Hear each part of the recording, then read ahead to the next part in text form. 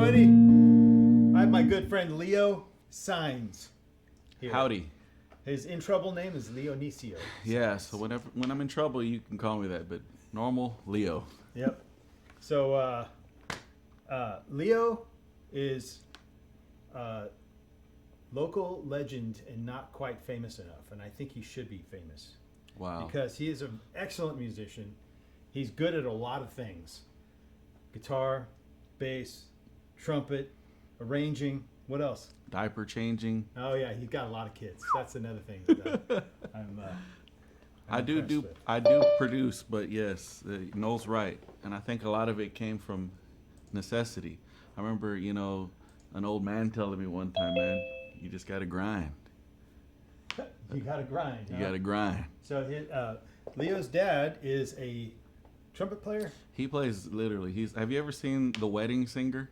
If you've ever seen that movie, The Wedding Singer with Adam Sandler, he's plays every instrument. Literally, will pull it out on any gig, nice. And that's my dad, in a nutshell. Are y'all familiar with MacGyver? Yeah. Of and course. Joe Jackson, Michael Jackson's dad. Okay. That's like a good mix. Well, let's play something. All right. What you want to play? Something pretty. Okay. Do you know Change the World? Eric Clapton? It's not really Eric Clapton, but he made it famous. E? Yeah.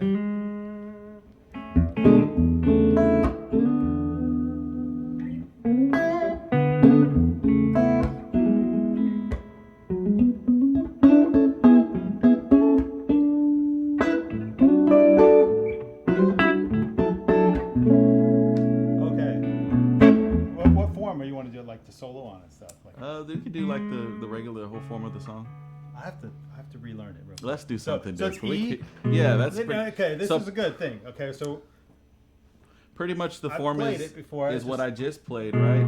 That was like an intro, right? And then it goes to the 4 chord.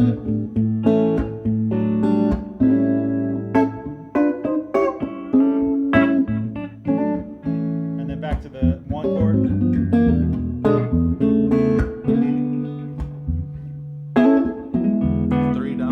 Sus. 2, 3, 6. 2, 5 to 6.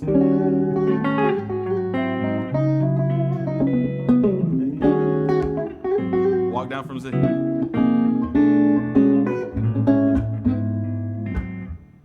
can play that too. Oh, sorry. Yeah, so you can play it's that 1 too. and 5. So 5, 4. Now some people play. That's not right, okay. though. But then it... Yep, then 5 sus? Yeah, sus. But just not G sus. But it should be. Glory G to B sus. Yeah, B sus. And that's pretty much the whole song. All right. So one more time. So, guys, pick up your guitars. Okay, so the 1, it's really cool. I love this lick, actually. So it does a 1 chord, and then a 2 with a 1 in the bass still. And then it does a flat 3, like it's a G major. Yeah, so you could play with the 1 in the bass, right? So it's sometimes like a bluesy 1. I'll play G major 7 or G major, just like whatever, either one. You know what's funny? That's a great blues lick when you play it. When you play a flat 3 major. Yeah, it is.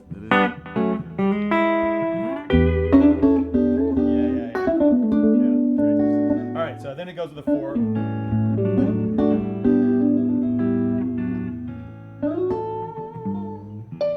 Back to 1. And then it heads to the 6. That's that G sharp 7 sus whatever. 2, 3, and then 6. 2, 3, 6.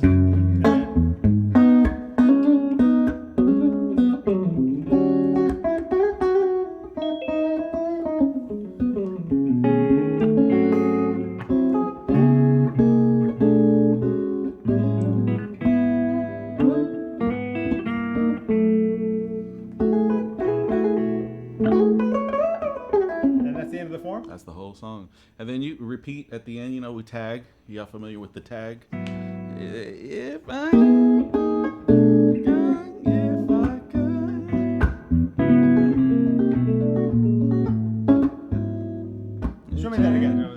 mean, this is probably not the right thing, but I'm just.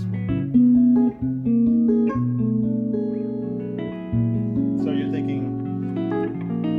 I'm walking down like, what are they, Cash or whatever? Yeah. I'm doing this. It's like Miles on 2-2. Yeah. Yeah, don't get me to talking about terms, but that's. So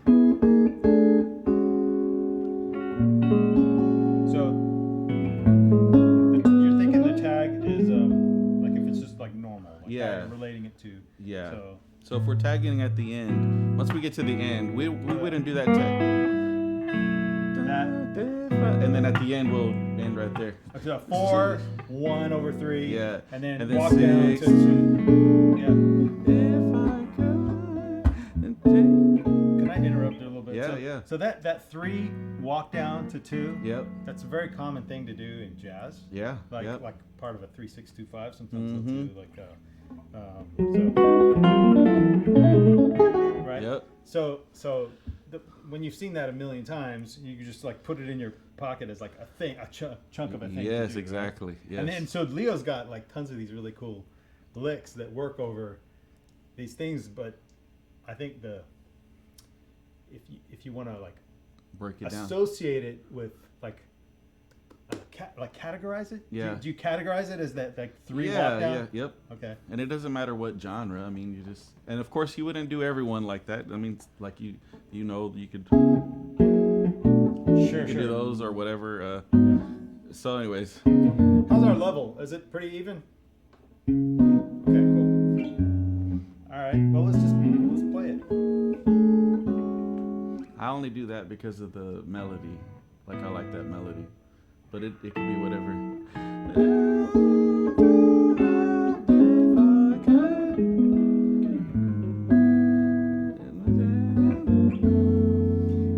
How cool it is to be able to like play a song. Hey. You know, when your aunt says, "Hey, you play guitar? Play me something." Yes. It's like this guy's got like he can play a song. That's about that? that's a thing. Yeah. Okay. All right. That goes back to the Joe Jackson. Oh yeah, play a song. Okay. My dad, he didn't care about all this. Well, Andy Wood was here. Yeah. And he's like, what are you doing? Like you're sitting there practicing your asses off when it comes, if you could snap your fingers and you had all the technique of, Sean Lane and Alan Holdsworth, like what song would you play?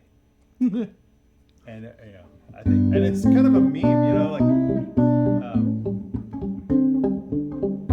yeah. All right. There's a song for you. All right, so the intro was what I played.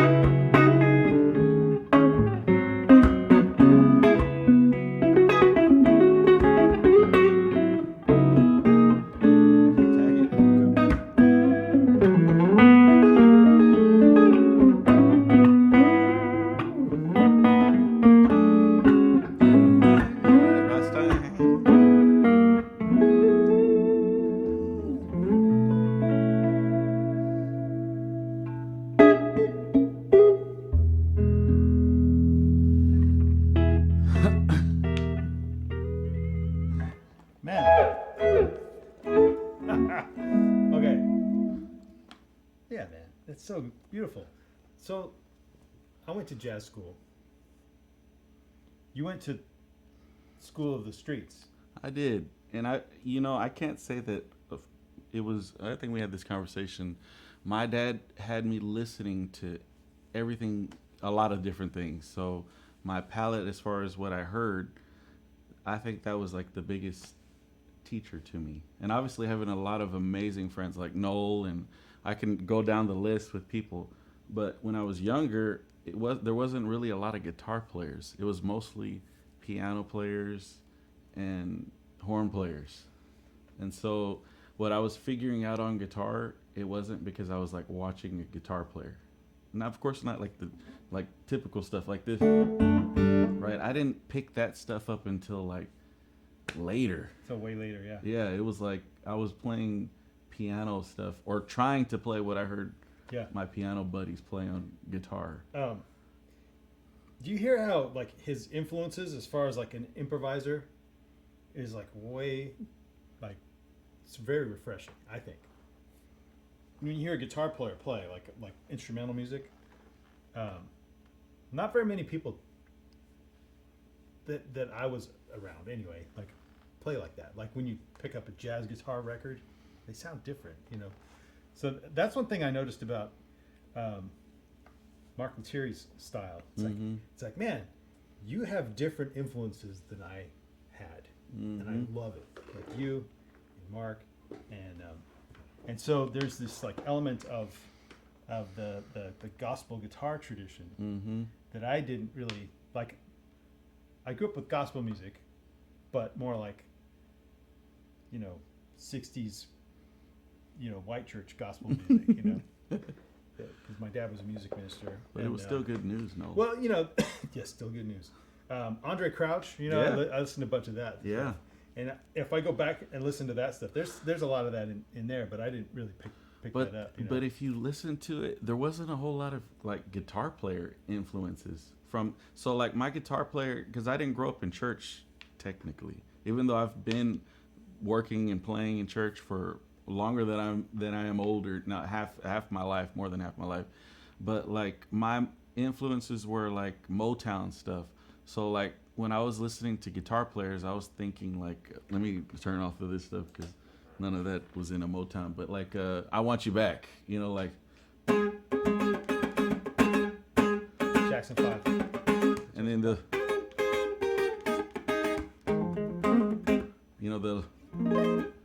yeah. So that's basically a 1 2 1, right? And then there's a little lick at the end. It's the fundamentals that we've been working on. That you can apply those triads, right? A flat, absolutely. B flat minor, back to A flat. So it's a 1 2 1 in the key of A flat. Do you think like that? So you use all your fundamental shapes that we triads all day. I overuse triads. Like everything that I play is like some sort of real basic triad. I learned that that's a very common gospel lick. Play little triads, closed triad shapes. 2, and you keep A flat, right? We're playing, 1 2 1 4 2. or 2 1, yeah. Oh, you did a 4 in between 2? Yeah, sometimes. I mean, it doesn't matter. To me, it's like the same. Yes, Gotcha. 2. Oh, you did a minor set. Like you can think of it a minor set. Yeah, or you could take like the 2 and second inversion. Yeah. And it sounds really neat if you do the if you treat the 1 as a dominant. Yeah. Like. Yep. All you're doing is going back and forth between a minor and major anyway all the time. So we're into like I am anyway. Joseph Schillinger. He has positive progressions and negative progressions. Okay. Not negative in the pejorative sense, but like major or minor. So he calls positive progressions ones that aim towards resolution, like a 5-1 or a 7-1 or even a 3-1. Okay. And then the other ones, the softer ones, what he calls negative, I just think they're like more gentle. They're the Plago cadence, right? The 4-1. Yeah. 2/1 is one of them. Yep. And 6/1 is another one. Which I probably use more than 5/1. Well, they're way more common in church, in like gospel music and church music. And R&B. So like you think of the Amen cadence, you know, Mm-hmm. right? The 4/1, that's a plagal cadence. So it's less. It's less like cadency, you know. It's like it's a softer cadence anyway. Wow. No, I'm saying keep it soft. Oh, I see. But yeah, that gospel stuff, like there's a lot of you know, quote unquote negative progressions. But that's interesting. But basically, what I was saying is I like, even though when I started really playing in churches, you know, Wes, and of course we know Wes. Stevenson, and Mark, yeah, Funky Wes was Knuckles. guest in our class. Okay, so like when we were all playing at church together, I wasn't thinking like all this church music that I listened to, because at that point I didn't listen to anything except for maybe a couple of old Fred Hammond songs or something. So my what's the word? My reference was not a gospel. It was like Motown or Quincy Jones, like all the stuff that he produced back in the 70s and 80s. Earth, Wind and Fire. James Brown. Of course, James Brown. So like my reference wasn't like, oh, I'm listening. And to me, I don't think there was. I mean, outside of like what they call quartet music, more on the black gospel, like Canton Spirituals or Mighty Clouds of Joy, I didn't get introduced to them till later. So then I was like, oh, well, that's just this. I'm thinking like that was just Sam Cooke or whoever I was listening to. That was your reference? Yeah. I wasn't thinking like, oh, that's, you know, Mighty Clouds of Joy. I was thinking that was, you know, all the Motown stuff or all the old soul stuff. Like I listened to that more. And then with my dad too, he's a trumpet player, so I was listening to like Lee Morgan and Freddie Hubbard. Even though I couldn't play any of that stuff as a kid, I was just hearing it all day long. So that is a part of, you know, I guess maybe my phrasing or stuff that I try to play on this instrument, my pink guitar. So yeah. You guys have any questions? Please feel free to chime in, because there's a lot of like really cool, like if you want him to show you a specific lick or something that you heard, please don't hesitate to chime in. But I'll keep talking if you don't. I have a question. Go ahead, Fernando. How do you have like this really cool fluid style of playing chords? Can you talk about how that developed and how you practice to get to that? Okay, so a lot of things, like a vocalist, I'm sure Wes probably said some of these things. If you listen to Wes play bass, he doesn't sound like a bass player. He sounds like, what's that sax? Dexter Gordon. Oh. He sounds like Dexter Gordon in like, or like singers. Like I love singers. I can't really sing well, but I like to sing. In my mind, I think I'm like, you know, some singer. And so whenever I'm playing a line, I wish I could play like Derek Trucks, like or any that style of like slide. So whenever I'm playing chords, Mark is amazing at this too with this whammy. I'm not that great at the whammy, but I'll like swell into stuff all the time. So like if I'm playing, or like if I'm playing, where did C? Like say if I want to get to the 2 chord, right? Like. Here's another thing too. Like I don't know if y'all know who Danny Gatton is. You know who Danny Gatton is? Danny Gatton. Yeah. Like Telly guy. Yeah. So like the guitar players that I was listening to were like that type of stuff, and it wasn't gospel music. But so like I would take a phrase like say, like. So he'd try to do like stuff like.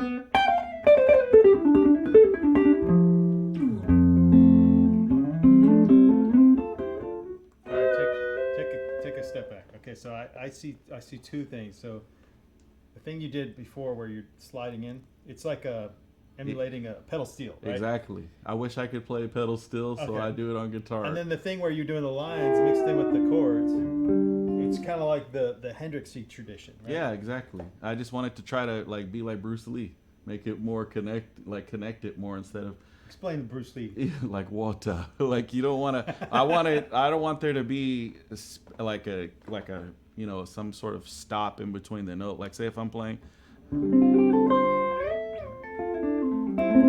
Like if I'm playing Show like us. Like if I'm playing. So you're thinking E flat? A D minor. Oh, D minor. Okay. So like we've maybe y'all have heard like those little I call them fluttery dudderies. Fluttery. Flippin' is yeah. Like if you're playing Here, listen.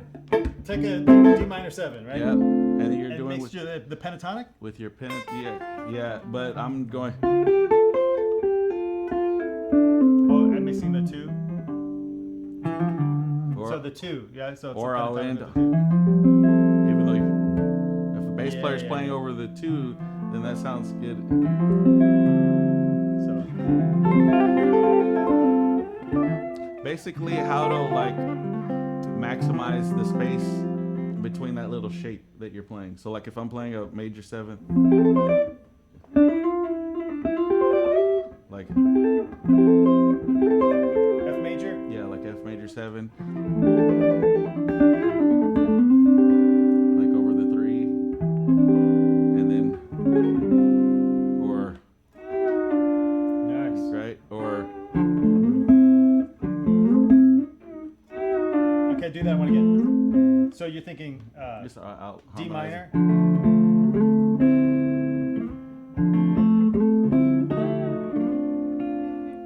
Do it again.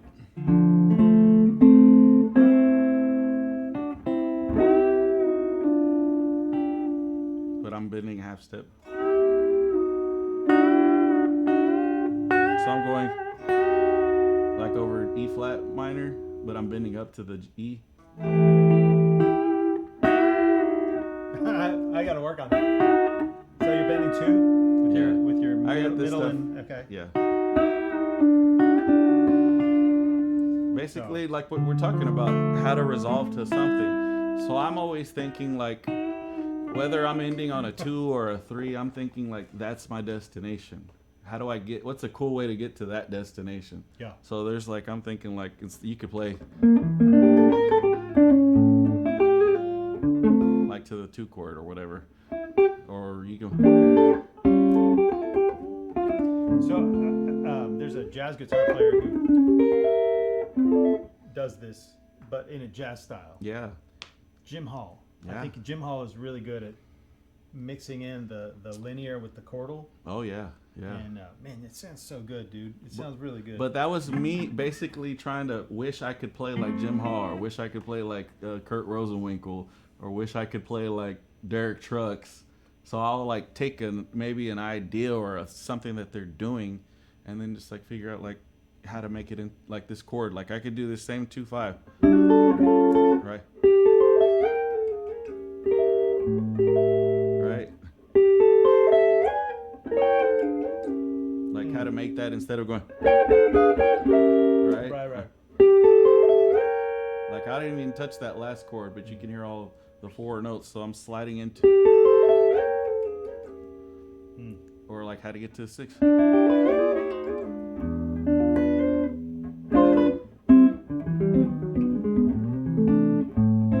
So like I'm always thinking like ways to get to something. Yeah, that's really nice. Okay, so you're thinking harmonically because I mean you're obviously, because you're an arranger, you're not just playing licks. You're like thinking How to get of the harmonic structure. Yeah. And then of course if you're playing with the piano player or another guitar player, you got to think what am I going to play that's going to be out of the way? Like I probably wouldn't play all this stuff if I was playing with Mark and in a R&B or a jazz setting or anything. Like he plays with Snarky Puppy. I'm sure they're not over there playing all kinds of crazy stuff. Everybody has like a part, so you have to like just figure out.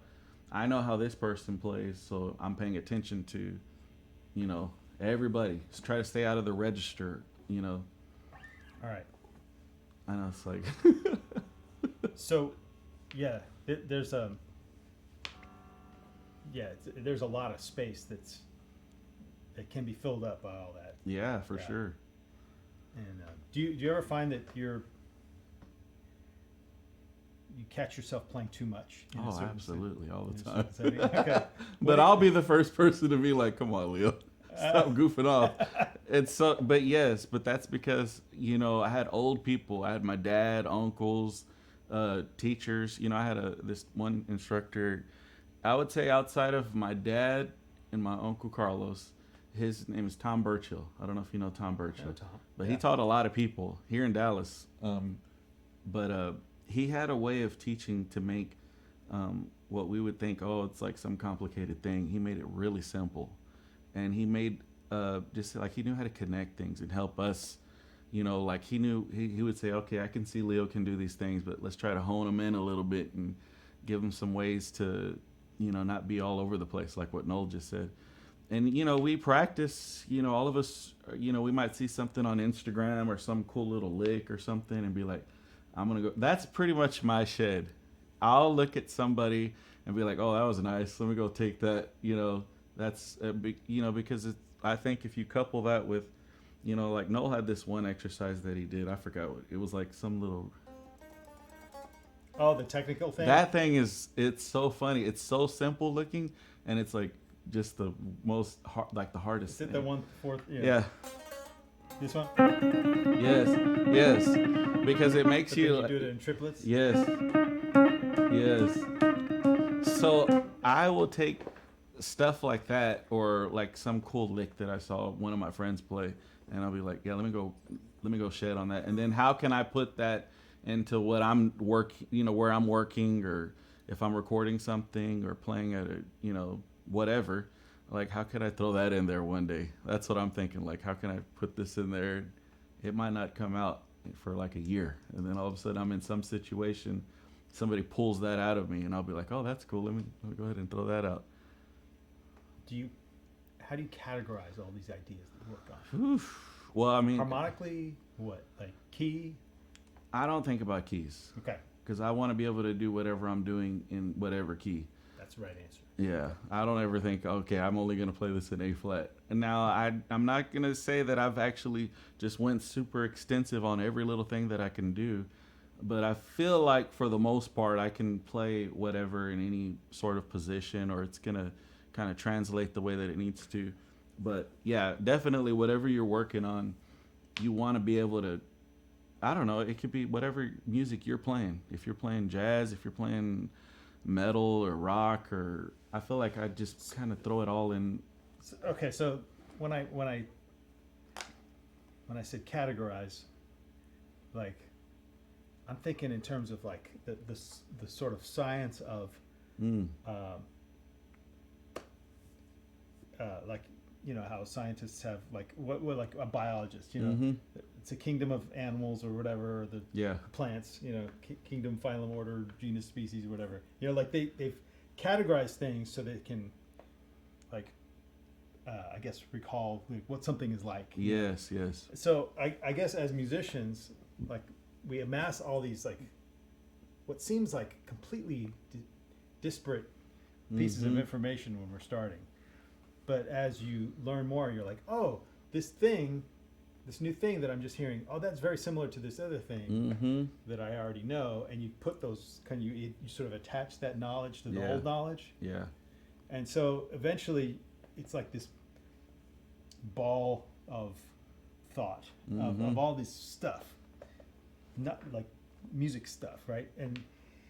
And you can recall it by ear, by eye, by mind, whatever. Yeah. And I feel like every person has a unique way of categorizing all their ideas, their musical ideas that they have access to, or arm's length to. Yeah.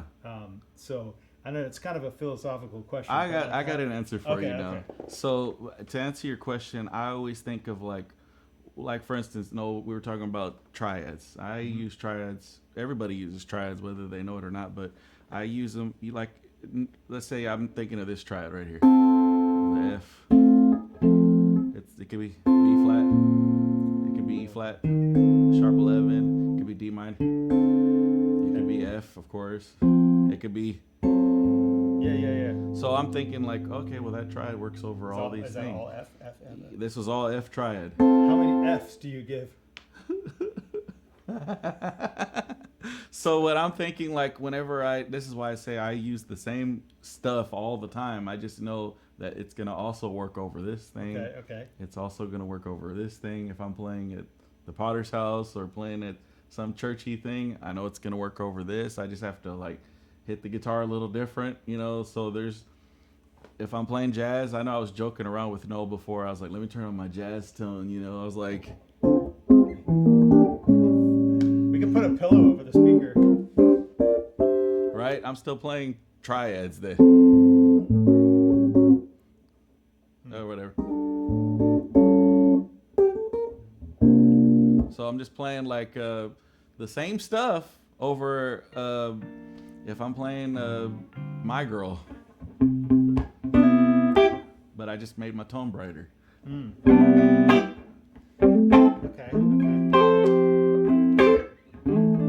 I'm still playing the same little.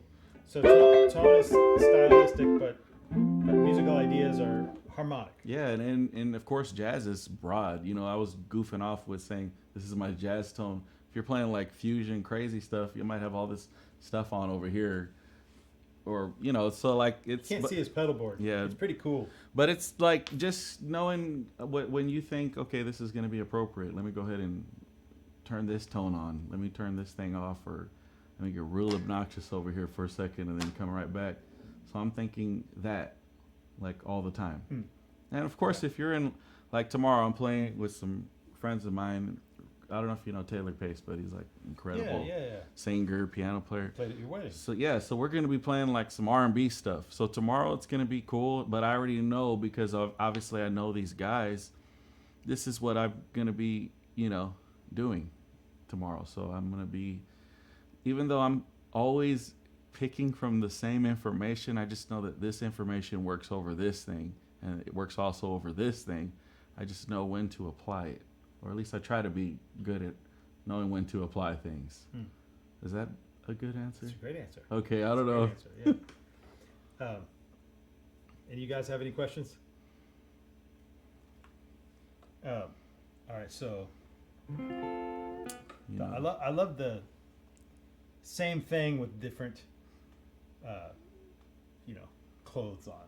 Yeah. Different bases. Like there's one of my most viewed YouTube videos is this video that's titled "The Bebop Cheat Lick," and it's just because people want it quick and easy. They want to cheat, right? So it's like, oh yeah. But anyways, it's like this. It's like I can't remember what key it was in, but maybe something like D minor, right? Imagine a D minor 9, right? That's it. And then the same thing down an octave.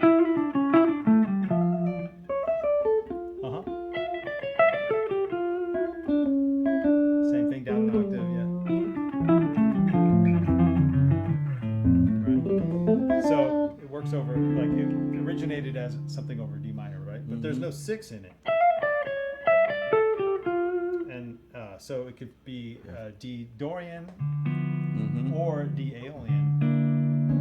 So it could be anything related to that. So, and then you can think of this like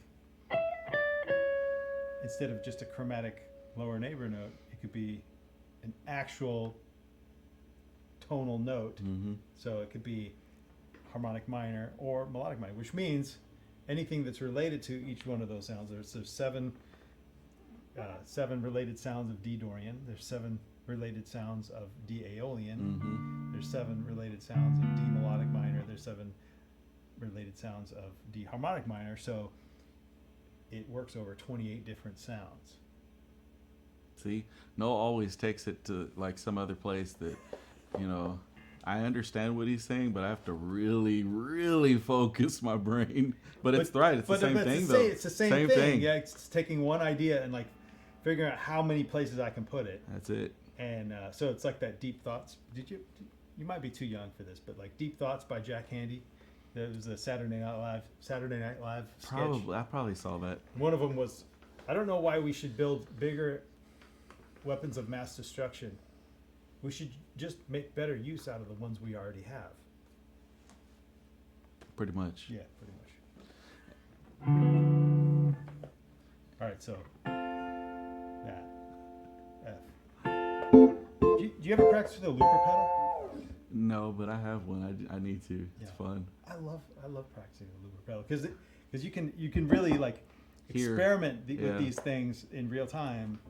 I need to, as opposed to waiting to be on the gig or whatever. Yeah. But you do a lot. Everybody's so quiet. All right. More questions, please. Or we're going to play something else. I know I'm very riveting, so I mean, I get it. You alluded to Stella. You want to play Stella? Sure. Okay, so listen. 2/5. Okay. This is my refresher because I never played jazz. So, and then what is that? What's the chord before it goes to that F? What's that? 2/5 to A flat. Okay. Do you call it a backdoor 2/5? Yeah. Have you heard that term before? No. That's like a jazz guy, thing. Like backdoor 2/5. Yeah. So just minor 2/5. Well, no. So it's going up a whole step, right? Yeah, going to the F right there. So I can't leave well enough alone. Like I've wasted I've spent a lot of time thinking about that thing because it happens a lot in jazz, right? When you have a 2/5, but it resolves up a whole step. Okay. Right? Is it really called a backdoor 2/5? I mean, it's not an official term. Like, who decides these things? It's just like I've heard people call it that.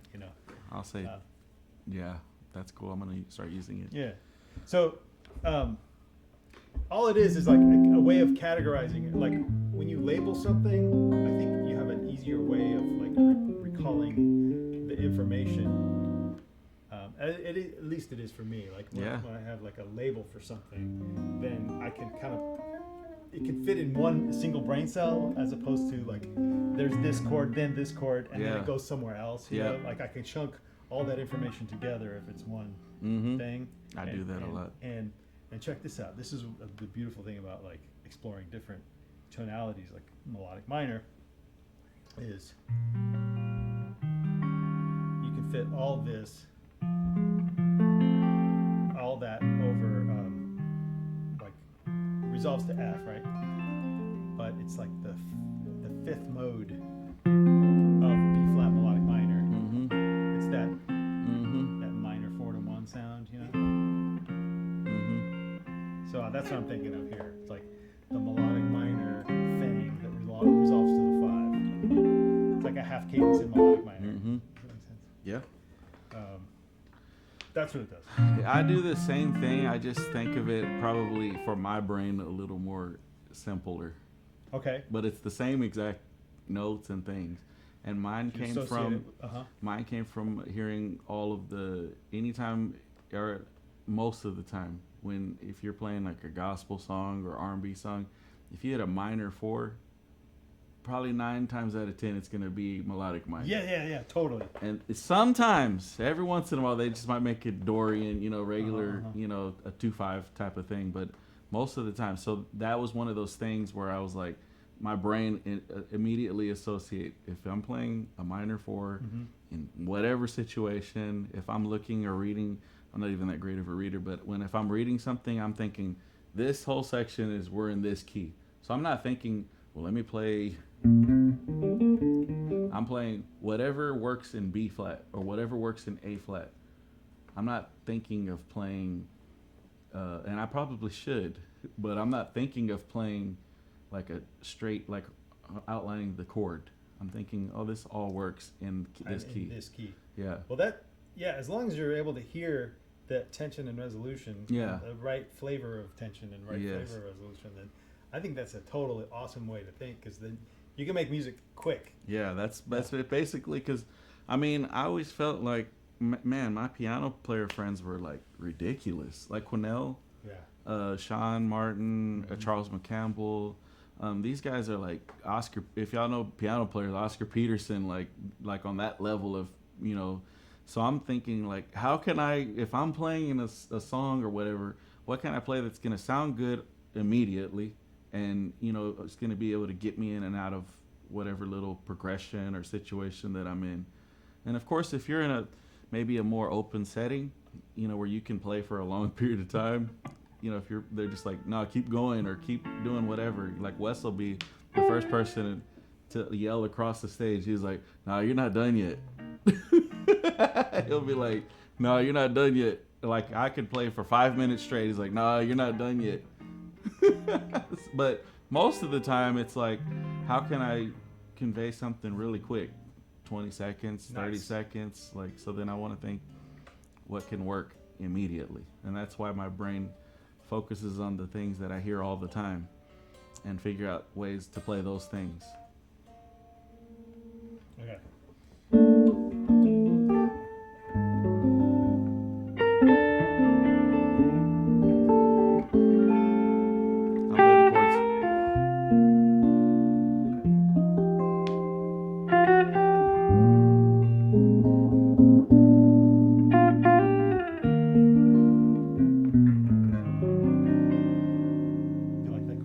Yeah.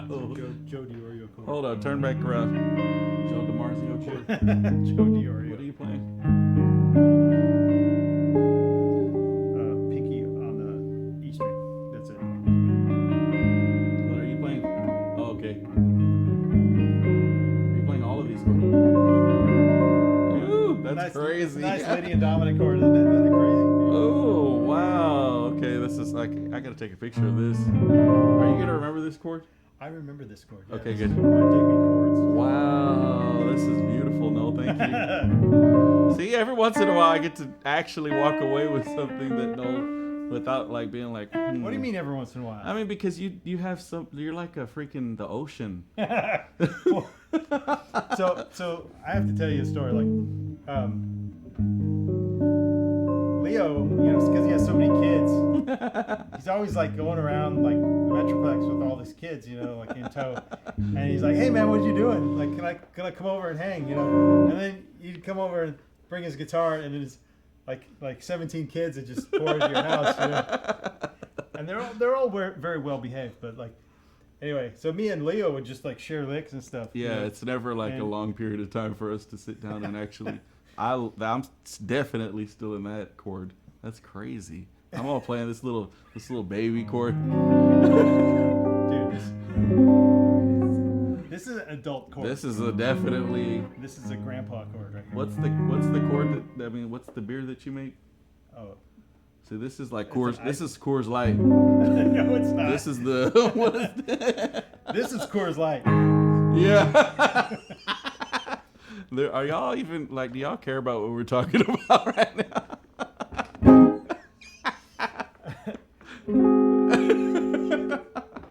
All right. Okay. Man, that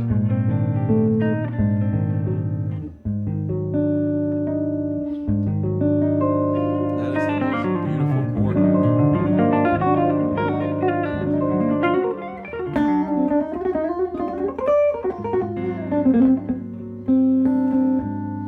There's my Miller Lite chord. What kind of pickups are in there? You want to know? Yeah. Squire pickups? This is literally look, read that right there. Yeah. The only thing, this is the neck that Mark Cuthbertson had laying around at his apartment. All right. So have you heard of, there's some kind of animal that eats the perfectly ripe coffee beans, and then they collect the poop from that animal and they make coffee out of it because it's got the perfectly ripe coffee beans. Isn't it koalas? Koalas? Yeah, I think it's koalas. That's pretty cool that he knew that. Well, I think they just eat eucalyptus leaves, but yeah, I was gonna say. But I'm no expert, even though I lived in Australia. Even though I'm from Australia. Well, no, but I mean, it's something like that. Some creature. Anyway, so there's this guy we both know. His name's Mark Cuthbertson. Actually, I'm gonna bring it back to class. Every piece of gear that he ever gets is awesome, but he only holds on to it for like 5 seconds before selling it. So that's like it's been pooped out of Mark Cuthbertson's guitar collection. This is perfectly. This is literally my main guitar. No, wait a minute. It doesn't have it has a better neck though. No, right? well the neck. This is the only neck that he had laying around because he had a Lentz neck. Okay. So he had this guitar with a Lentz neck. Yeah. But sounds the great, same pickups, nothing, same electronics, same everything.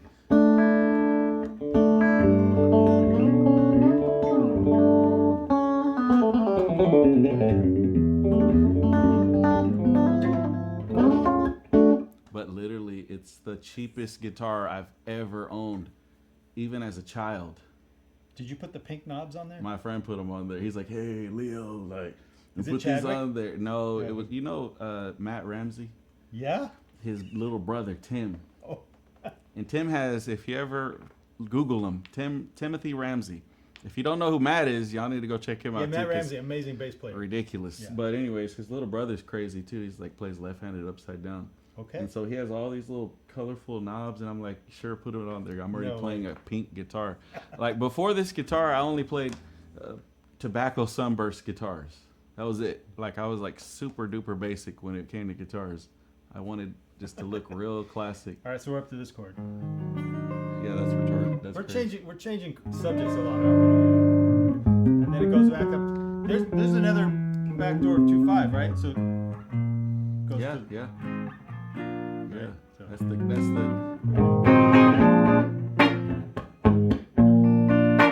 That's how we get back there, right? Okay, cool. They, you can do it backwards.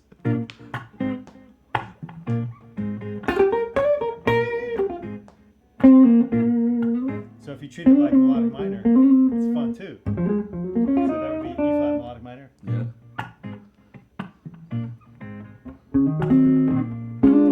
See, when you're thinking melodic minor too. Yep.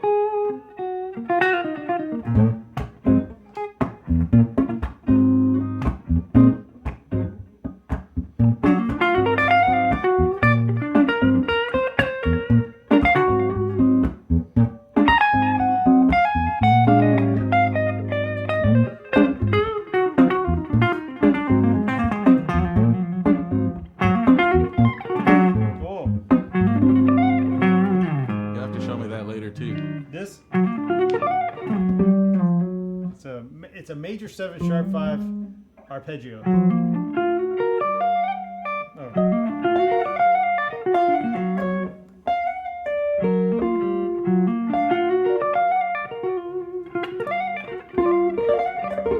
Show you all my licks. Oh, yeah.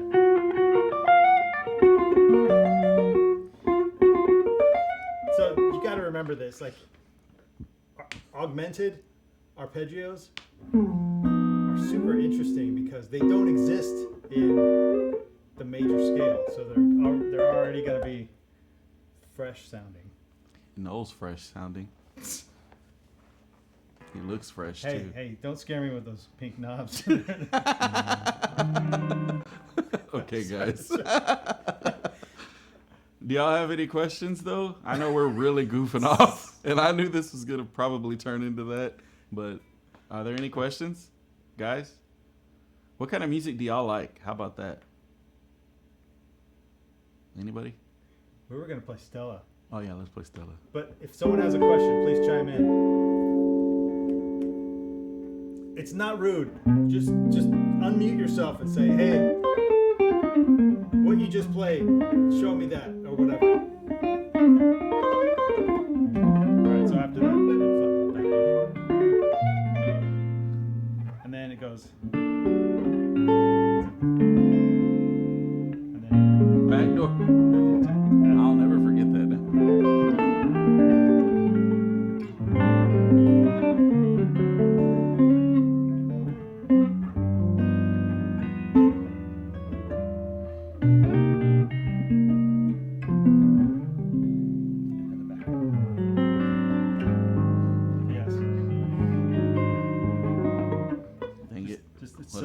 symmetrical.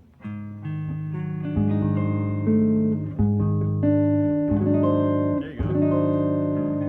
I'm gonna go home and shed on this now. And then one. A bunch of series of minor 2/5s. Oh yeah, that's good. Do it again. What, this? Yeah. I'm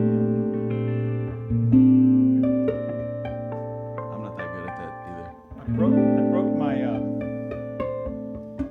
broke my ring finger nail Oof, that's the worst. on vacation. What were you doing? Just loading a suitcase. Oh wow. See, I keep my nails And- super short. So the thing is, like, I keep my nails like because I played classical guitar as Mhm. well, and so that ring fingernail is perfect for like doing this kind of thing, like Mm-hmm. you know.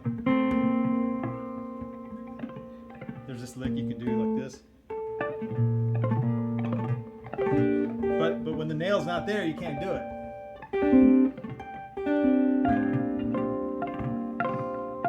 I'm not gonna say what I'm thinking right now because this is not the '90s, but the way I was doing it, Uh-huh. I looked a little special needs. Okay. Special, like I need some help. See, Noel's doing it a little different. I understand the concept though. You're just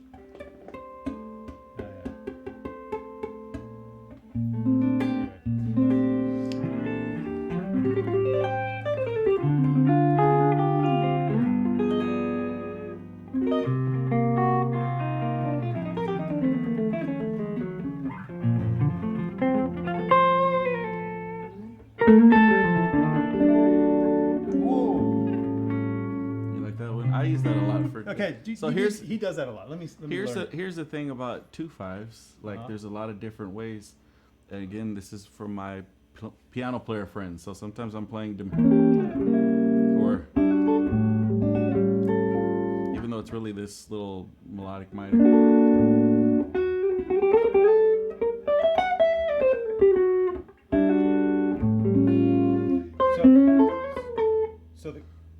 So you did. I know I'm really folding over here, but so anyways, it's this.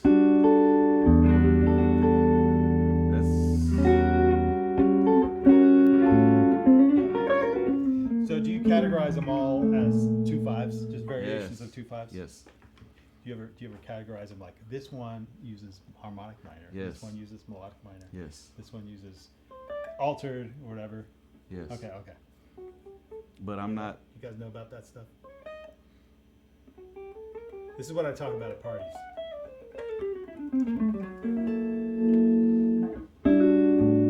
So Yeah. so that he's using that as like a.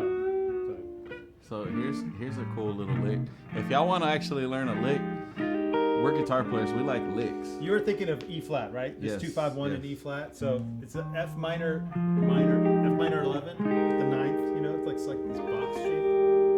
And then B Same flat, 7, sharp 5. You know. Yeah. Sorry. Sharp 5.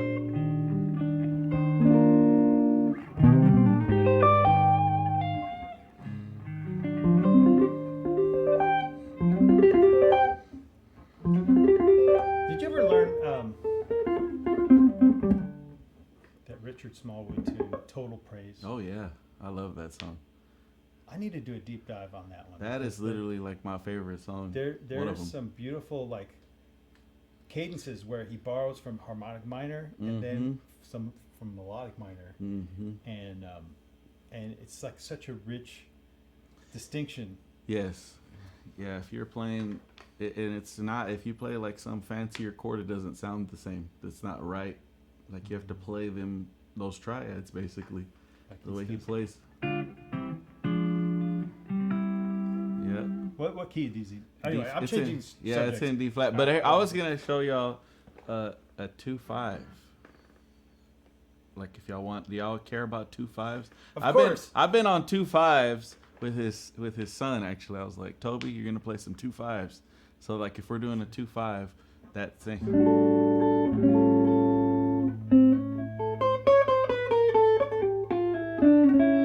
Right, leading to the. That's the application of the little slide. You went to D minor.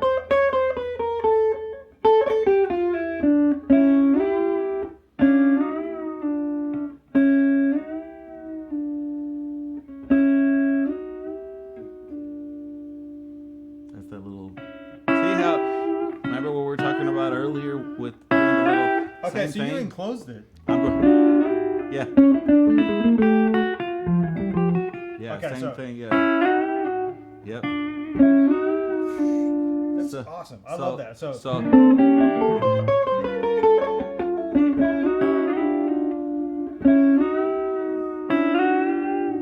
yeah, you got to I slide need into to it. practice it. Yeah. Give me a second. Yeah, you know, just don't overbend it. So I sound Hawaiian. You sound gospel. You All right. sound like Australian, Well, like koala poop. they're in the same like It's the same region in It's a Small World. thing. Australia and Hawaii, Oh, like all the island nations, they lump Australia with obviously, if you're playing fast, you wouldn't be able to do it. But if you're playing the slow version, I suck. Okay, so I'm just playing the same.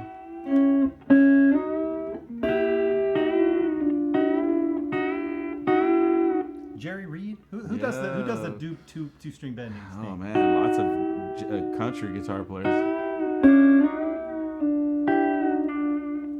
How many times did you practice that? This before is you my played? bootleg version of "Wish I Could Play Country Music." Yes, All right. Well, there's a little do it again. 2-5, do it right? again. 2-5. 2-5. Do it again.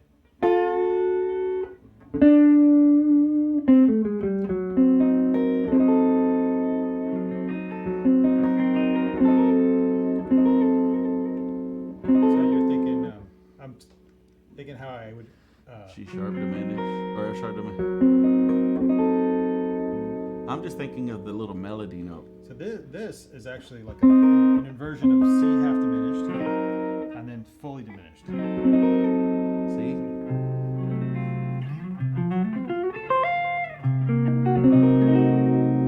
Yeah. Fits over a 2 of B flat harmonic minor.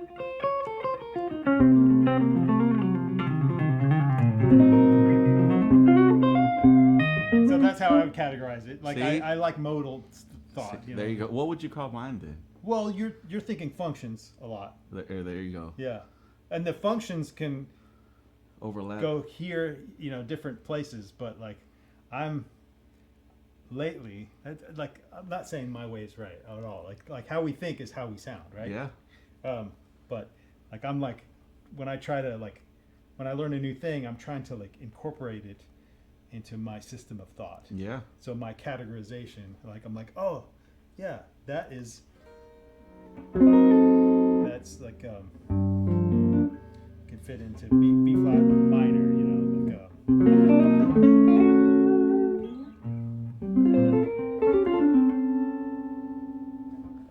Are we confusing? Are we being? Is it, any of this helping any of y'all guys? Nobody's answering. Fernando gave a thumbs up. We I can't. like it. No, I like it a lot. It's Okay, really because cool. I can't see anybody, so I just feel really awkward right now. Yeah. No. It's a super cool style. I like like I said, the fluidity of like just adding notes to the chord and then going to another chord. It sounds really cool. That's basically, like you said, I guess my brain is functional. Is that what you would call my brain? Well, I mean, I'm always thinking, like, how can I get having a some... functional brain is like a good, it's like necessary for life, right? I'm just always thinking, like, how can I get to whatever the next thing is? If that makes, like, I don't know. But are you thinking in terms of chords, or like by now you kind of just like your hands just know where to go next? I do know the chords, but I'm not really thinking like that. I'm thinking like I'm about to get somewhere. how can I get somewhere and it sound pretty good instead of being like. So you're the destination. Gotcha. That's lovely. And then there's like different ways to get there, man. You know. Yeah. So. But that was my little.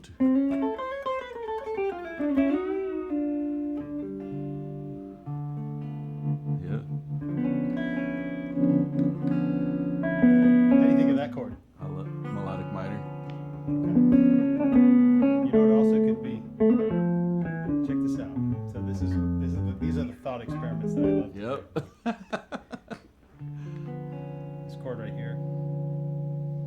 You can think of it as 1 minor third, 6, and 7 of melodic minor, right? But you could also think it as 1 sharp 2, 6, and 7 of.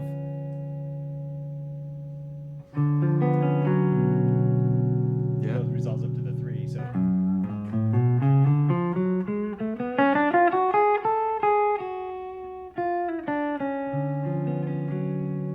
That's nice. That's Yep. a nice sound too. That's the flat 6 of harmonic minor.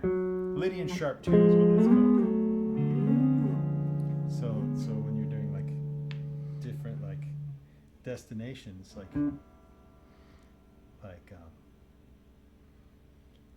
me what you think of this idea. So I think this could fit into your theory too. So you're thinking of like cool ways to get to here to either a major or a minor. Right? Mm-hmm.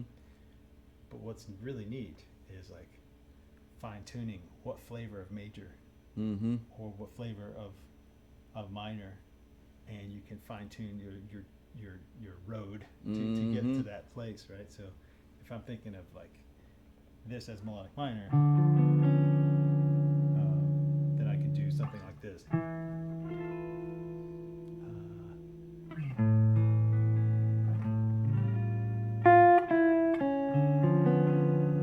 So like it all fits, I guess, you know, like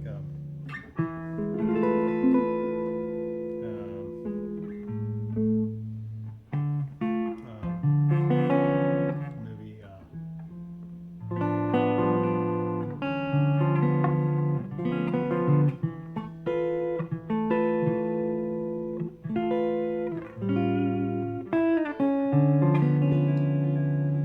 lot of times in like the swing era, they'll treat the 2/5 as harmonic minor, but then they'll resolve to melodic minor. Mm-hmm. How about that? Mm-hmm.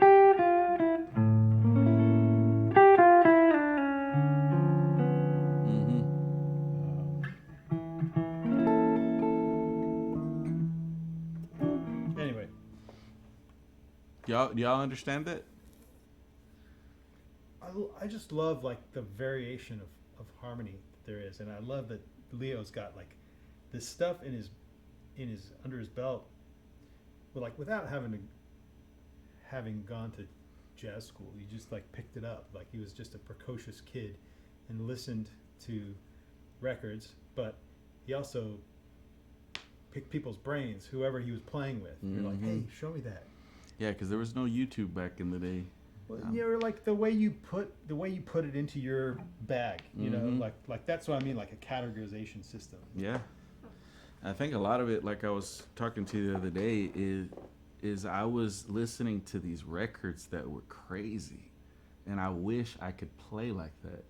So like what records? Like I don't know, like I mean, imagine I'm 11 or 12, so I'm listening to like Arturo Sandoval, like I remember Clifford record. If y'all ever heard that record, has all the Clifford Brown, and this is like in the 90s. So I'm like 12 years old. My brain is like, what the heck? You can harmonize that fast and play all this stuff. And so I would just listen to stuff on repeat, wishing I could play like that. And so, or like I forgot what when I first got introduced to Kurt Rosenwinkel. It was like this. There was this, and then we happened to be playing. We were opening up for Snarky with Funky Knuckles. No, with Funky Knuckles. When you were playing with the Funky Knuckles. Yeah. So this was this was like 12, 13 years ago, almost 13 years ago.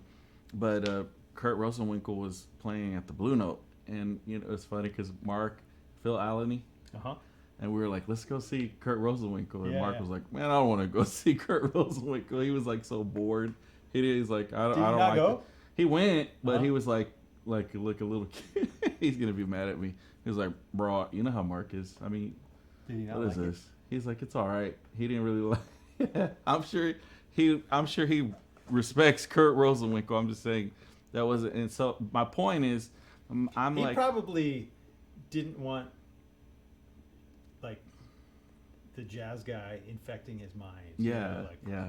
like But see, 'cause Mark he had a thing already going. You know? Mark is the one that introduced me to like Robin Ford or like Jeff Beck or any of these guys, Mike Landau. So I wasn't Guitar really, players. yeah, and so like this was like, man, I'm 43. I just turned 43, so I was like maybe 25 ish. You know, before that I had started when I really started playing guitar more like seriously. I was 22, and so and it was out of necessity basically. So I was like, I could already play guitar. Trying to catch up. Well, I could play guitar, but I was playing bass mostly, and Yeah. I played trumpet. And I was with with Wes, and we were on a gig together. This was like right around the same time I met Mark. This was, man, we were both like 21 or something, 20 years old. And so he was like, I was telling him, bro, do you know of a church that needs a bass player? He's like, no, but we need a guitar player. Oh. And so they had like, what's the DeShazo, the guitar player? Darren? Yeah, they had like really great guitar players playing, like some guitar players that were, you know, pretty established already. And so I could play guitar, but I didn't own a guitar. And this is like Saturday night.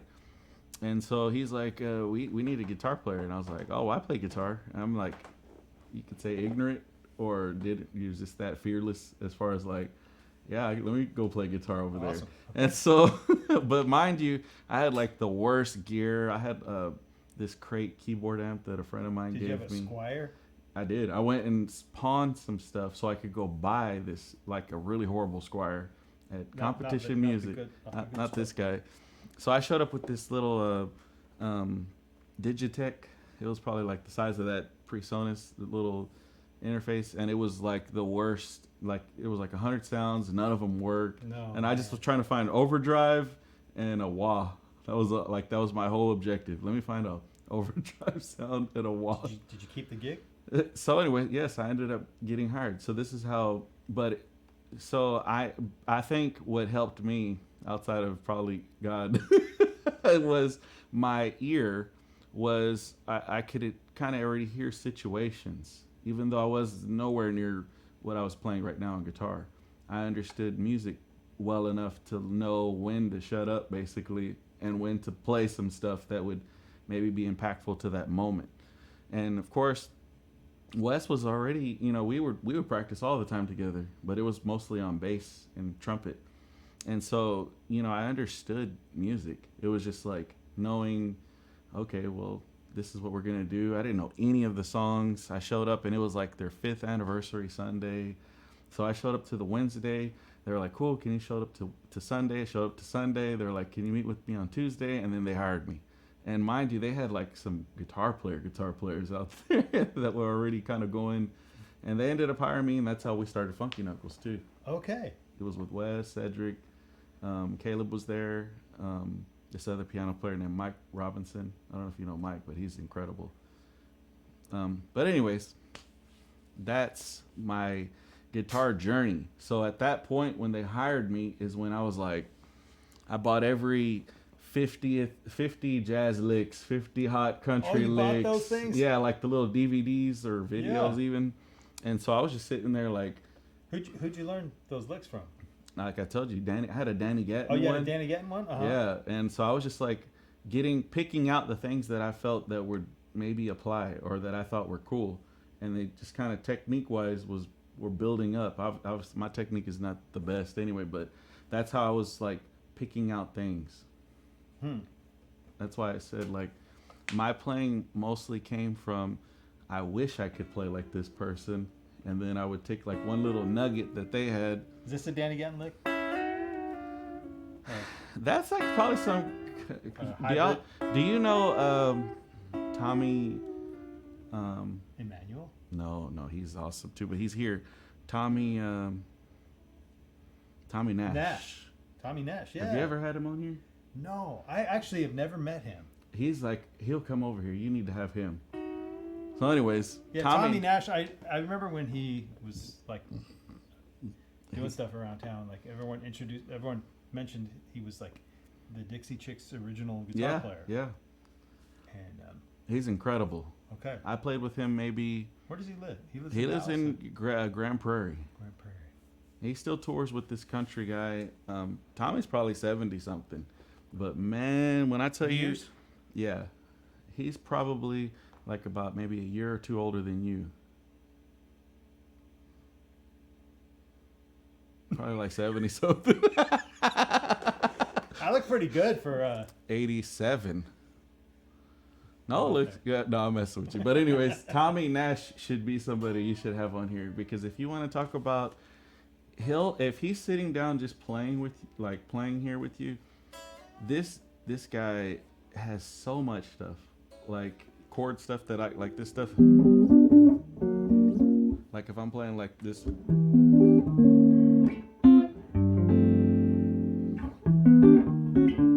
like 3 half step.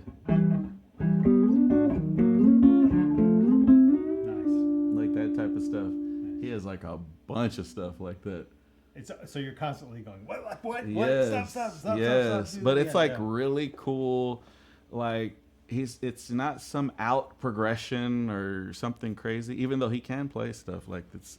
But if you really sit and talk to him, he's just like this country guitar player that can really play all this like classic jazz stuff in a cool way. A lot of those bluegrass and country guitar players can play jazz really well. Oh, yeah. Clint Strong. Yeah. Like there's amazing country player, but like you're 2 5s for 700 years. Yeah, exactly. Like his country playing his bebop playing is it's ridiculous. Totally ridiculous. Anyway, all right. So let's play Stella. Okay. We've been trying to sorry guys for a while. What time is it? All right, we gotta go, guys. I'm sorry. I'll play the chorus. Okay.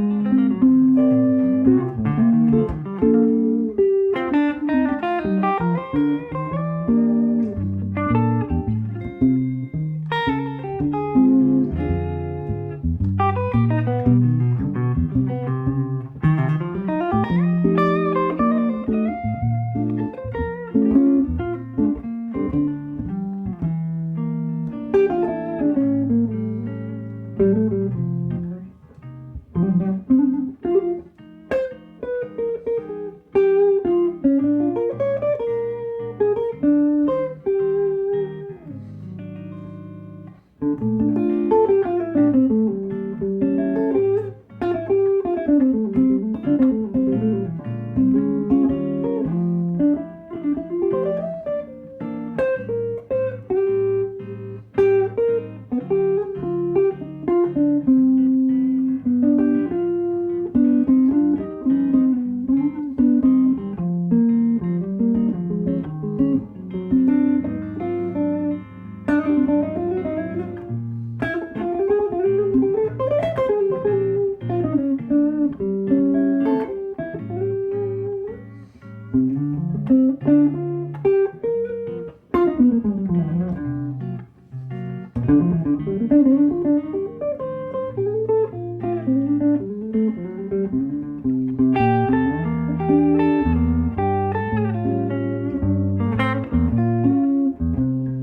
bad.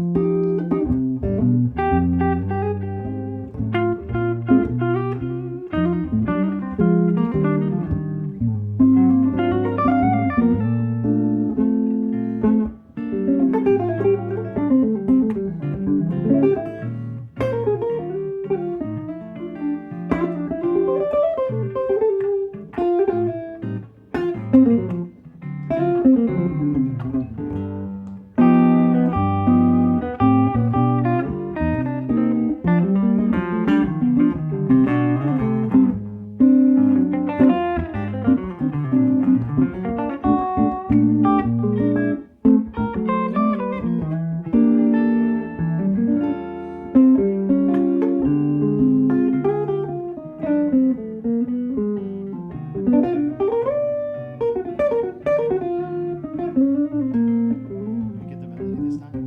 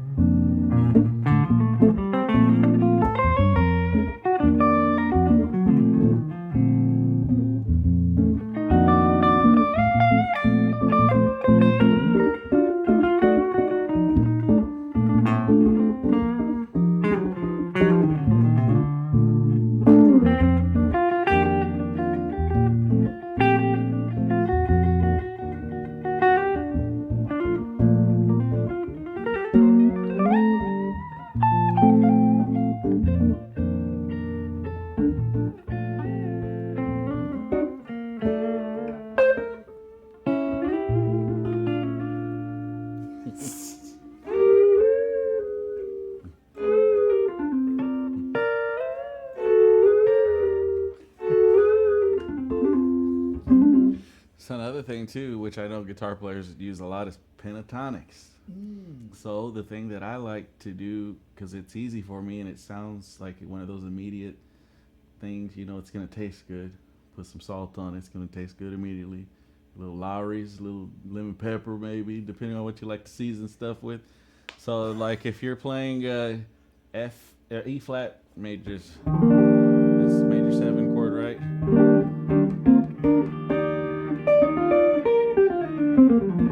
So then G pentatonic, G minor pentatonic. So I know if whatever. Go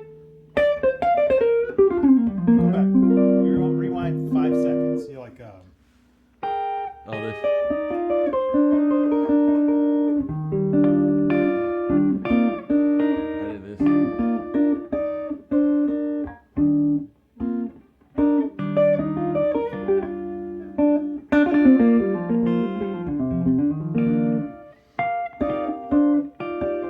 is this one of them?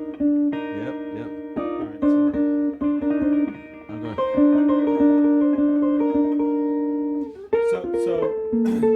So back to the categorization thing. Like, yeah. Or so does the thought of G minor pentatonic trigger these voicings for you? I mean, it can, but I'm thinking how to get those chord tones, the notes that sound good over E flat. The sweet notes. Yeah. Yeah. So it'd be.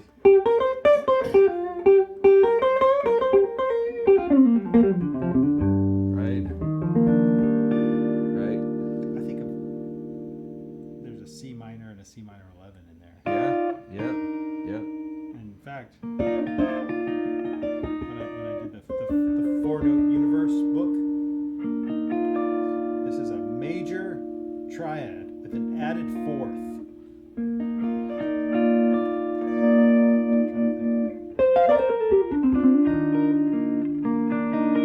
It's a B flat major add 4. Okay. It goes.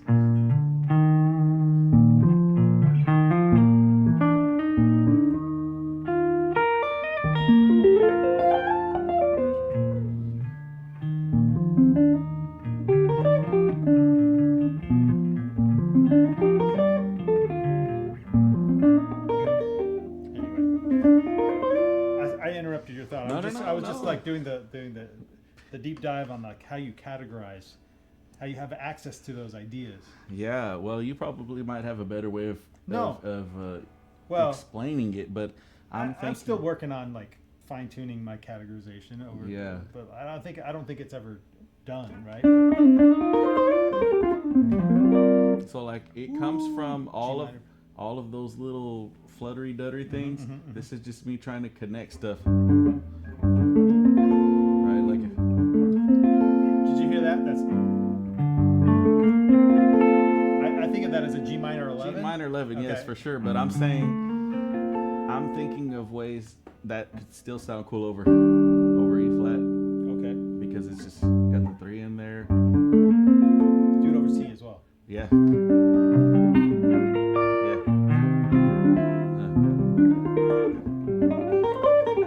But I'm still thinking that little minor pentatonic thing.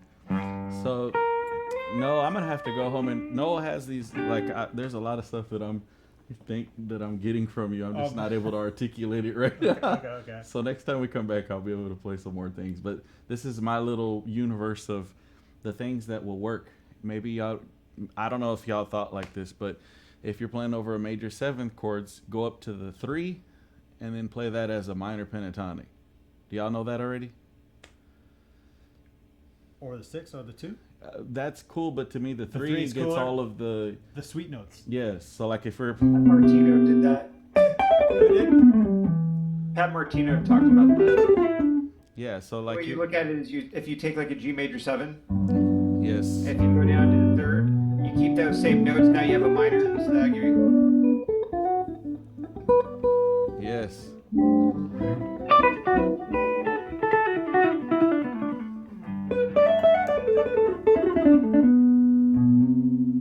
Over C. Over C. Okay. Over C Lydian. Yeah, but I mean, I'm not even playing sharp 11. I'm just literally playing E minor pentatonic. Oh, I see. But if you're in G, B. I think that the sharp 11 was stuck in my head. Yeah. because of the beat. But yes, but point is like I'm thinking there's obviously for major scale there's 2 major 7 chords. So I'm thinking if I'm playing like what we were vamping on the last little vamp, we were basically going over E flat to B flat even though it was over an F. You're playing.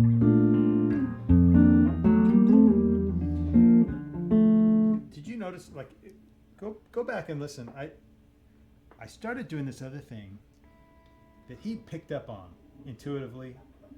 I started putting the flat 9 Yeah. on the F. Yeah. Yeah. And like he right away like he started playing like cool stuff over that, you know.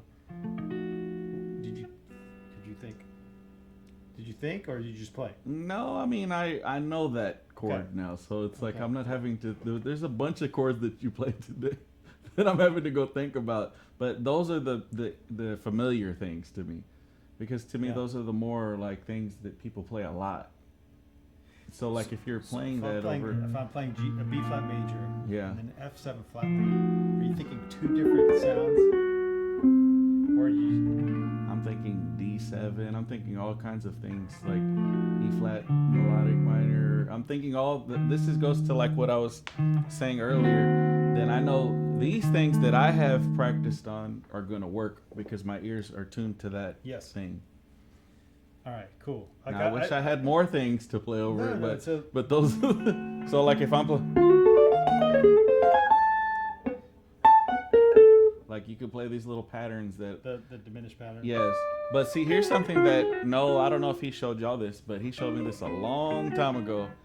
It I showed you this? Yes. Okay, all right. And it was a real simple thing, but it really unlocked a lot of things for me. Okay. And I was probably like 27 All when right. he showed me this. All right. But like we're in C. He's like, hey Leo, you ever think of 5-note patterns? And I was like, sure, you know. But then he said, that was all he did. I showed you guys that. Yes. You remember that when we were doing the scales? Like the permutations? So he didn't show me that, but that's where all these other things. 1 2 3 4 5 1 2 3 4 5 1 2 3 4 5. Because a lot of drummers, if you're playing, a lot of their patterns that they're playing is 5-note patterns. A lot of times, these little paradiddles that are like. And so, anyways, that really Hippopotamus University. Yeah, so then like if you're playing like diatonic fourths, right? Right? So then I was like,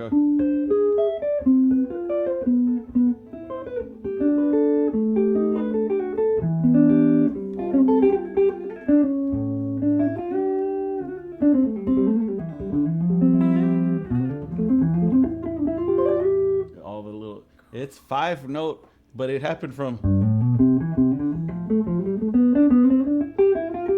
Because then I was like, well, start it.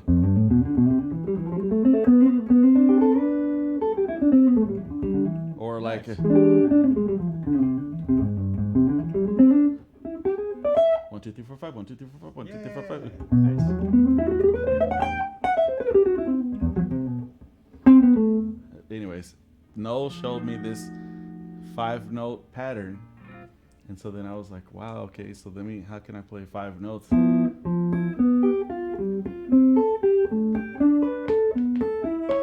Oh,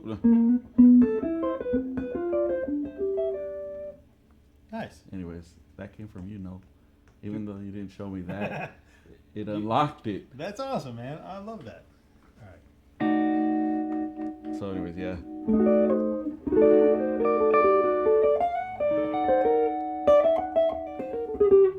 But here's that licking. Oh yeah. But that works out. Pentatonics though. That's a good one. So this is like Show 'em that, show 'em so that. play an E flat major chord. I'm gonna play that.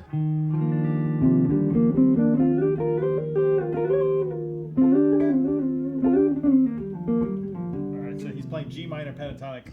but in double stops, right? yeah, double. Oh, you went up. This is from Danny Gatton.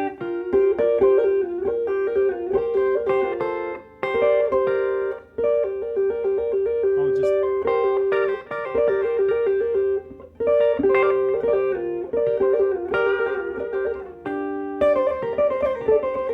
That's Danny Gatton.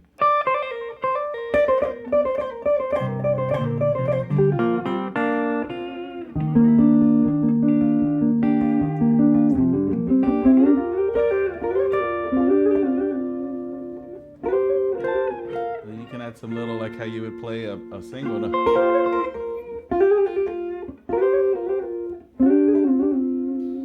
Do it again. So I'm going.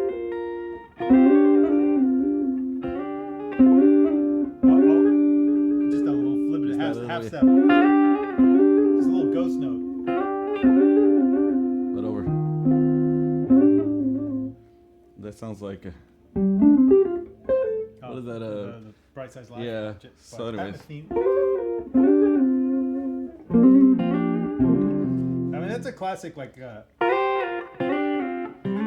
everybody. There's a Earth, Wind, and Fire Earth, Wind, and song, Fire, yeah. Sing a song. But like the triads, same thing, right? So play that E flat major chord. If you do the little triads, but just like, just keep the E flat ringing like this. I'm going. C minor and B flat. So I'm going. Yeah, C minor second version. All right, so B flat major. so he's thinking a B flat major triad and a C minor triad. Yeah. But I'm playing a. Just keep that ringing over and over so they can.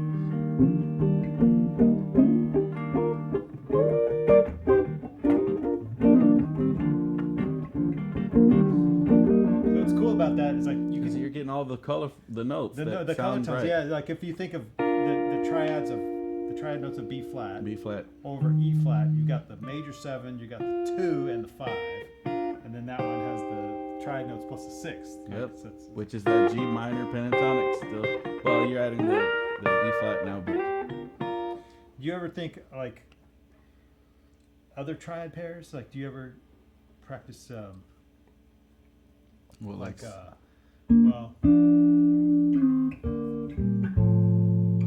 mean, they're not as common, but like the diminished triad. well, which ones? Because I probably have like 2 of them, and you probably have like the Well, whole the thing. one that I got from Mark Lettieri is this one. So if it's in E flat, right, Uh-huh. you do like Oh yeah, I know that that one. one. Yeah, this one.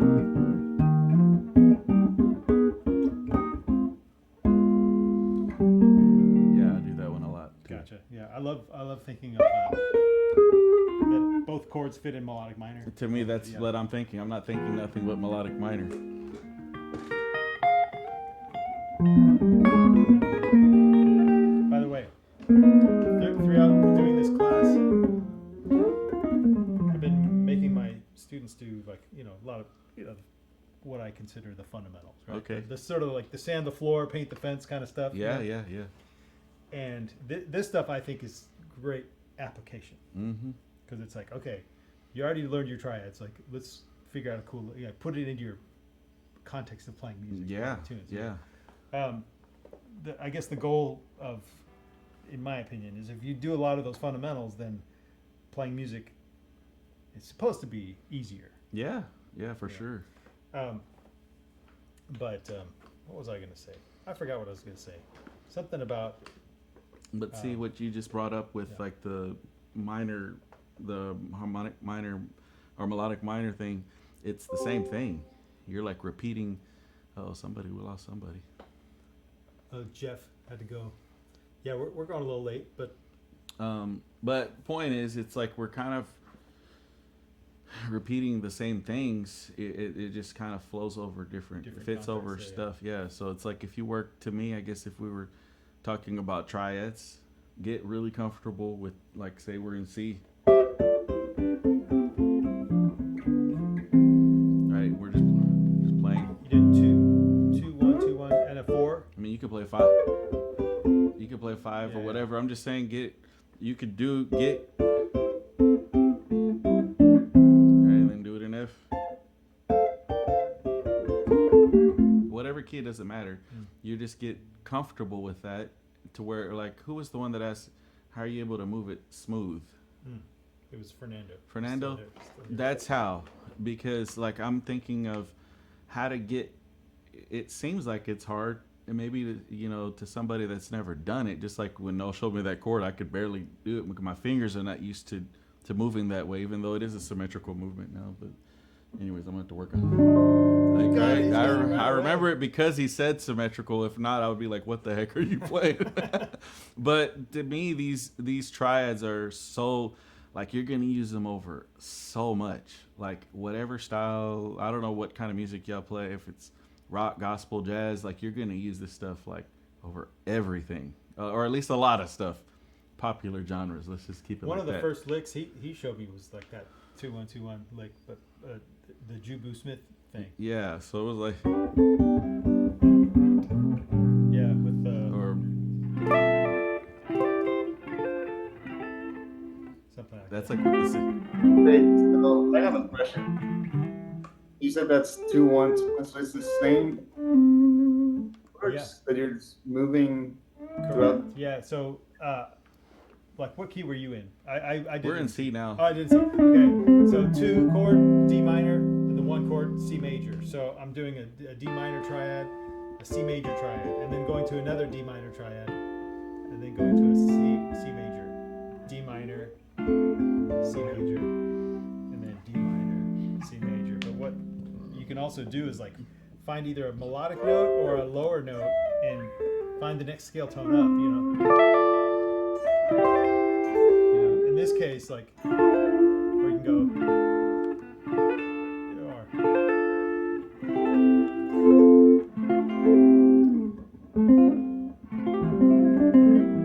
Okay. It makes sense. That's super cool. Jubu Smith, Isaiah Sharkey. Mm-hmm. I mean, like Mark Lettieri, Lio Saenz. I mean, like this. Like I feel like those that, like the black gospel style. Of, But like quartet playing. You know, Yeah, it's and like, to me, I didn't get that. It's funny that you say black gospel quartet. I got it from Danny Gatton. okay. Or like, what's the name of that jazz guitar player like in the 50s? He did all this really cool harmony solo stuff. Real like Johnny Smith. Johnny Smith. I used to listen to that type of stuff.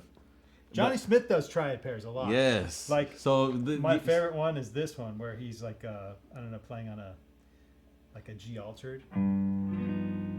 So he's Johnny inclined. Smith. I know you would He's remember. I was trying to remember that the whole time we were here. Like if he's playing a G altered.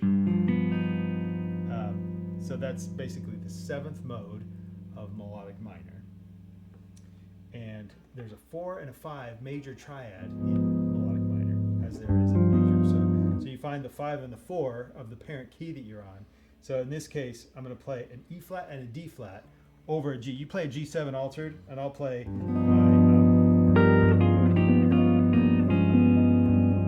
sounds cool, right? Yeah, to so me, that's just E flat and D flat, you know, like a no. Another one of my favorite. I don't know if y'all guys like Stevie Wonder, but that is like my all-time favorite artist. Oh. Yeah, he's So- got some spicy chords. But he's got all the things. So this is again back to my ear was wishing I could play like this dude, but I play this instrument. So I had to Okay. like figure out like You Are the Sunshine.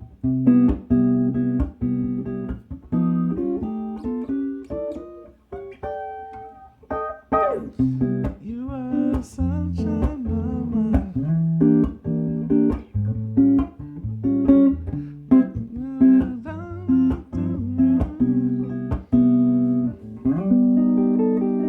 So, whole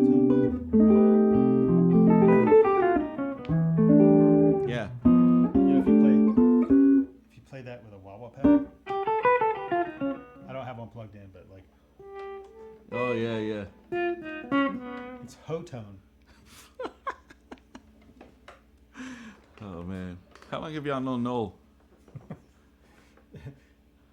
That's it. Well, we just met this year, Oh, so really? Okay, good.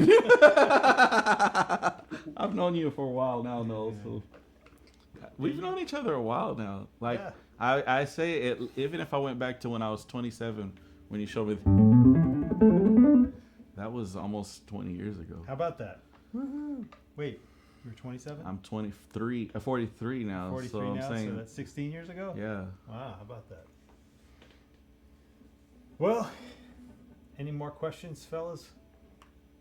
do you have any of your music somewhere we can find it?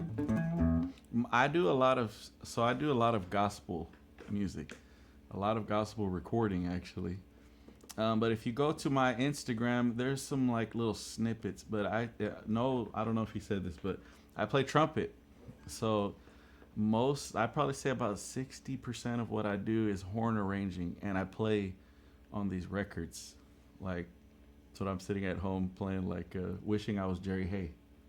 Ha. You know who Jerry Hay is? Jerry Hay horns, yeah. Yeah. So like that's the type of stuff that I do. But then I do have some. My wife and I, because my wife is a really great singer, we're working on some original stuff right now. But if you go to like Funky Knuckles, I played on that first record. What's that one called? Man, don't give me. It was they're so Wes is so funny. They name things really weird stuff. So. But yeah, if you go to my Instagram, you can at least kind of hear and see some What's of the your stuff. Instagram handle? I think it's just Lio Saenz.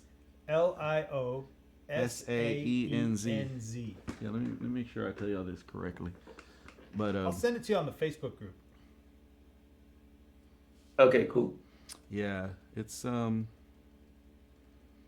because I guess as sporadic as I sound right now, like with music, that's kind of how literally my music, the way that I am. Can I put this video on YouTube? Yeah, for sure. Okay.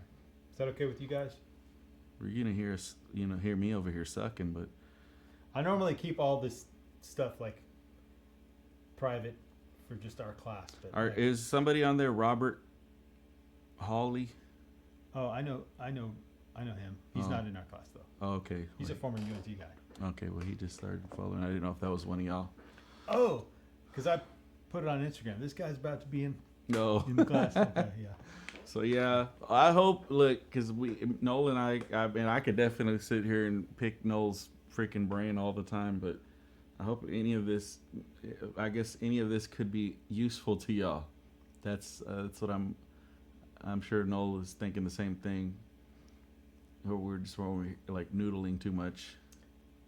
No, yeah, very useful. And I like that style of playing where you do a lot of like embellishments to the chords and it's very melodical. So yeah, definitely very inspiring stuff. Cool. Thanks, y'all. Who's the other guy sitting quiet? His name is Glenn, but his handle is Lydian Flat 7, fourth mode of melodic minor. Okay, so all right. He was all up. He was all over this chord. Oh yeah, he's probably like, what is this joker over here? Let me show him a melodic minor lick right here. If you ever want to go to Poland, he knows all about it. Really? Yeah, are you from there? No, I lived there for throughout my 20s and 30s. Yeah, I was there from 2001 to 2016. Oh, nice. Yeah. Cool.